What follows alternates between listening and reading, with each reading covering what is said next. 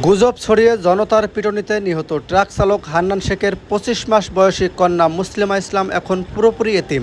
জন্মের মাত্র ২১ দিনের মাথায় মা ছেড়ে চলে যান, আর ২ বছর না পেরোতেই হারালেন বাবাকেও। ফলে অসহায় এই শিশুটির ভবিষ্যৎ নিয়ে চরম দুশ্চিন্তায় পড়েছেন তার বৃদ্ধ দাদা দাদি। গাড়িতে ওঠার পর আমাকে আর ফোন দিইনি।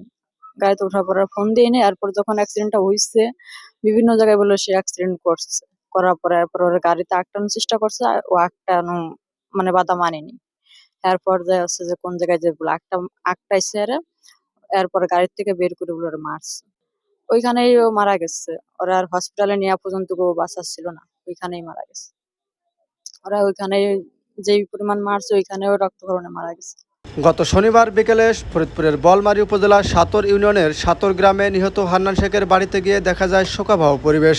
স্বজনদের কান্না আর ভিড়ের মাঝে কিছু না বুঝে কখনো দাদির কোলে কখনো অন্যের কোলে ঘুরে বেড়াচ্ছে ছোট্ট মুসলিমা, কখনো ফিডারে দুধ খাচ্ছে, আবার হঠাৎ কেঁদে উঠছে। পরিবার সূত্রে জানা যায়, মুসলিমার জন্মের মাত্র ২১ দিন পরই তার মা আরিফা বেগম স্বামীকে ডিভোর্স দিয়ে অন্যত্র চলে যান। এরপর থেকে দাদা শাহিদ শেখ ও দাদি নার্গিস বেগমই শিশুটির লালন পালন করে আসছিলেন।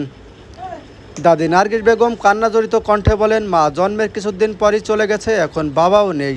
আমার নাতনিটা একেবারে অসহায় হয়ে গেল। আমি মরে গেলে ওর কি হবে? নিহতের বাবা শাহিদ শেখ বলেন, আমার ছেলে ছিল সংসারের একমাত্র উপার্জনকারী। যদি কোনো ভুল করে থাকে তাকে আইনের আওতায় তুলে দেওয়া যেত, কিন্তু গুজব ছড়িয়ে পিটিয়ে মেরে ফেলা হলো। এখন এই শিশুটির ভবিষ্যৎ কে দেখবে? পুলিশ ও স্থানীয় সূত্রে জানা গেছে, শুক্রবার রাত 8:30টার দিকে নগরকান্দা উপজেলা তালমা ইউনিয়নের বিলনালিয়া এলাকার দ্রুতগতির একটি ট্রাক কয়েকজন পথচারীকে ধাক্কা দিয়ে এমন অভিযোগ ছড়িয়ে পড়ে। পরে ট্রাকটি বহু মানুষকে চাপা দিয়েছে এমন গুজব ছড়িয়ে পড়লে উত্তেজিত জনতা রাস্তা অবরোধ করে ট্রাকটিকে থামায়। এক পর্যায়ে চালক হান্নান শেখকে ট্রাক থেকে নামিয়ে বেধড়ক মারপিট করা হয়। গুরুতর আহত অবস্থায় তাকে ফরিদপুর মেডিকেল কলেজ হাসপাতালে নেওয়া হলে কর্তব্যরত চিকিৎসক তাকে মৃত ঘোষণা করেন। এই ঘটনায় ট্রাকের 2 হেলপার নাইম ও আল আমিন আহত হয়ে হাসপাতালে চিকিৎসাধীন রয়েছেন। এছাড়াও স্থানীয় অন্তত 7 জন আহত হয়েছে বলে জানা গেছে। পরিবারের দাবি, গুজব ছড়িয়ে পরিকল্পিতভাবে পিটিয়ে হত্যা করা হয়েছে হান্নানকে।